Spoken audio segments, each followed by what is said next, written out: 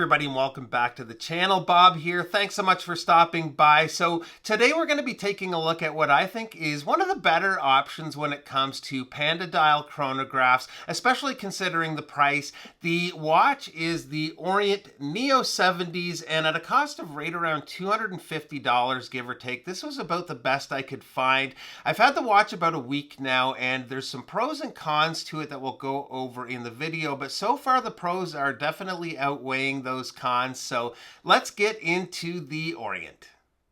All right, now the watch is actually on an aftermarket strap here. This is one of the Barton canvas straps, and pretty much from day one, this came off the stock bracelet. The bracelet is definitely one of the cons that I was talking about. If we just grab it here and open the clasp is pretty flimsy. It has hollow end links. It's quite a jingly bracelet, and also if we look at the back side of it here, the center links are actually folded links. It actually feels okay on wrist, but this one was just meant to be on a strap to me. It's one of those watches that looks good on just about anything. So the dial is certainly the highlight of the watch, so I want to start with that. And for me, the best thing about the watch that made me opt for this one was the dial layout. I find with chronographs with contrasting colored subdials, due to the fact that they kind of stand out so much, if the proportions aren't just right, the watch can look off. Sometimes the sizes are off, sometimes their position on the dial isn't quite right, but I think Orient did it just perfectly here. Then with that black chaptering framing the dial, it all comes together in a nice, easy on the eyes package. I'll fire up the chronograph and walk you through what we're looking at here. First of all, and I meant to mention it earlier, but the watch is running a quartz solar movement. Like a lot of quartz chronographs, the pushers don't give you the most tactile feedback when using them versus the snap of a mechanical. Although the reset button at the 4 does have a little click to it. The chronograph counts up to 60 minutes using the subdial at 6.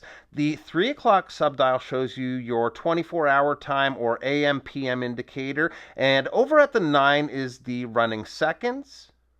One negative here is the date at the 4:30, and there's two problems with it. One is the size. It's one of the smaller date windows I've had on a watch, and two is the date wheel's quite sunken in there. There almost always seems to be a shadow casting on the date, so it's a little tough to read. The handset that they're using, and particularly the hour and minute hands, are partially skeletonized. The nice thing with that is it leaves some space for visibility of the subdials through them when they pass over the subdials. Now, surprisingly, the loom was better than expected. It's pretty bright if you blast it with a flashlight or just come in from direct sunlight, but it does fade fairly fast. Once your eyes are adjusted to the dark, it does stay visible for quite a while, though. So size-wise, the watch comes in at a case width of just under 42 millimeters. I'm getting almost 49 millimeters lug to lug. The lug opening is 22 millimeters and the thickness is 11.8 millimeters. The water resist is 100 meters, which is nice to have for a chronograph, and the crystal is a mineral crystal. Pretty straightforward case design, although I do really like how the bezel slopes down then angles back in where it meets the watch. The case back is a screw down case back. Nothing fancy there other than the logo and some specs on the watch. The crown is a signed crown, and you can see from that side profile the lugs have that nice curve that for me fits my wrist almost perfectly. So let's pop it on here quick.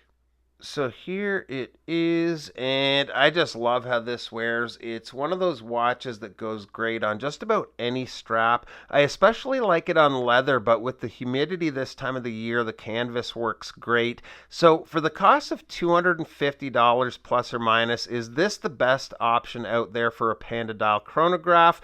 For me, I think it's definitely one of the better options. If it was mechanical, it would be next level, but then again, so would the price be.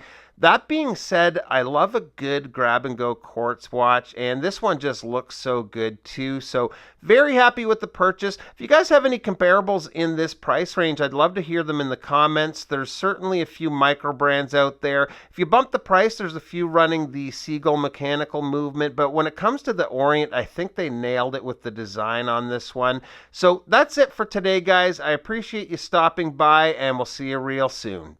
Bye-bye.